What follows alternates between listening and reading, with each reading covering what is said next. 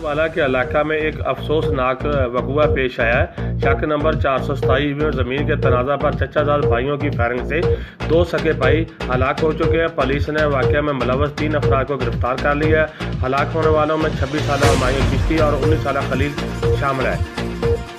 ESP Asif रजा के मुताबिक police ने कत्ल में मुलव्वस 3 अफराद को गिरफ्तार कर लिया, जबकि लाशों को पोस्टमार्टम के लिए तहसील हेडक्वार्टर बुरेवाला मुंतकिल कर दिया गया है।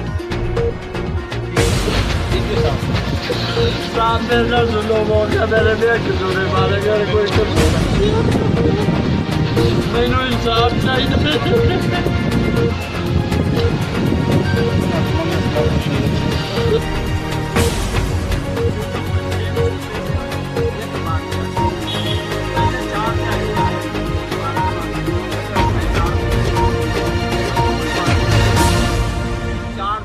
ਮਿੱਟੀ ਦੀ ਗੱਲ ਵੀ ਇਹ ਬੰਨਾ ਤੇ ਮਿੱਟੀ ਚੁੱਕ ਕੇ ਬੰਨੇ ਦੇ ਉੱਤੇ ਤੁਸੀਂ ਕਿਉਂ ਰੱਖੀ ਉਹਨਾਂ ਨੇ ਆਖਿਆ ਵੀ ਯਾਰ ਅਸੀਂ ਤਾਂ ਥੋੜਾ ਨਾਲ ਬੰਨਾ ਜਾੜਿਆ ਹੈ ਇਹ ਤਾਂ ਵੀ ਉਸ ਤੋਂ ਅੱਲਾਹ ਸਲਾਮਤ ਉਹ ਬੰਨੇ ਦੇ ਨਾਲ ਮਿੱਟੀ ਕਿਉਂ ਕਿਉਂ ਜਾੜਿਆ ਇਹਨਾਂ ਨੇ ਆਖਿਆ ਅਸੀਂ ਜਾੜਿਆ ਤੇ ਉਹ ਬੰਨ ਇਸ ਵਾਸਤੇ ਹੋ ਜਾ ਤੂੰ ਨਾ ਮੱਛੀ ਲੜੇ ਨਹੀਂ ਮੇਰੇ ਲਈ ਉਹਨਾਂ ਨੇ ਲਾ ਮੈਂ ਉਹ ਤਾਂ ਮੈਨੂੰ ਹੀ ਮਾਰ ਦੇ ਲੇਕਿਨ ਥੋੜੀ ਗੱਲ ਮਾਰ ਦੇ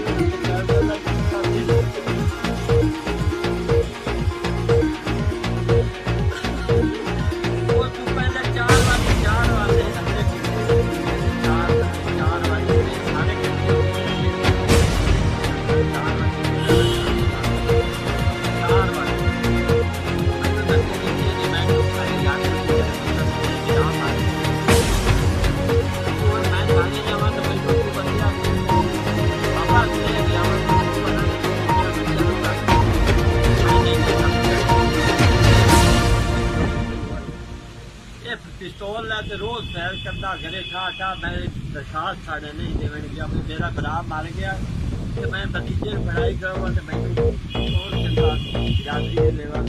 और लेकिन मैं भाई